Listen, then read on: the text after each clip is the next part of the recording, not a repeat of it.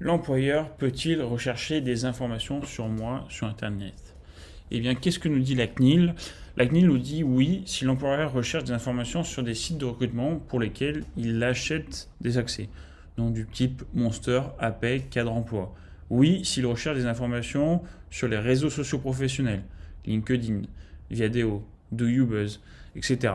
Non, s'il recherche des informations sur les réseaux sociaux personnels. Alors, on va parler dans ce chapitre de la maîtrise de l'information.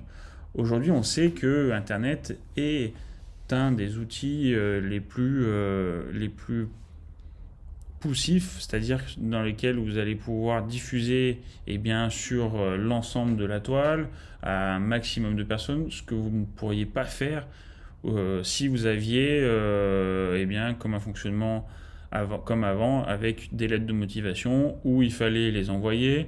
Donc c'était beaucoup plus coûteux. Il faut rappeler que quand vous deviez envoyer une lettre de motivation, il fallait utiliser un timbre. Donc voilà, aujourd'hui, grâce à Internet, on a cette possibilité de communiquer à une quantité exponentielle d'entreprises, mais il faut faire attention justement à ce que l'on diffuse. Ce que l'on diffuse du côté professionnel, mais aussi du côté personnel. Euh, Effectivement, en tapant votre nom sur Internet, alors je vous invite à le faire sur Google, en tapant votre nom et votre prénom, vous allez voir que ça va ressortir des photos, ça va ressortir votre Facebook, généralement si vous avez Facebook.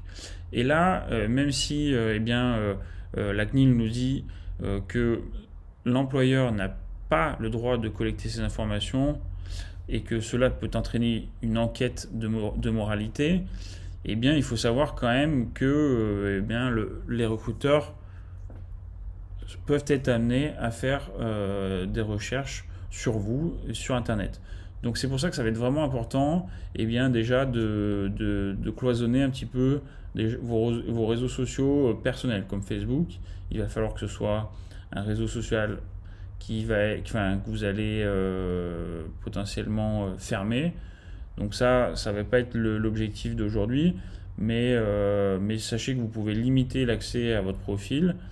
Euh, dans tous les cas, moi je vous invite à avoir un profil LinkedIn qui soit fermé dans tous les cas et qui soit aussi le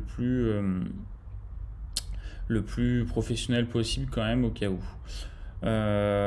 Pourquoi? Parce que maintenant c'est l'un des réflexes des employeurs d'aller rechercher des informations sur vous, notamment sur LinkedIn, puisque ça vous permet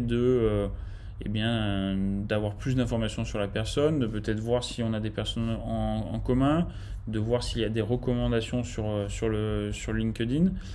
Il faut savoir aussi que, sans valeur de jugement, faites attention vraiment à ce que vous allez publier sur des forums, sur des avis.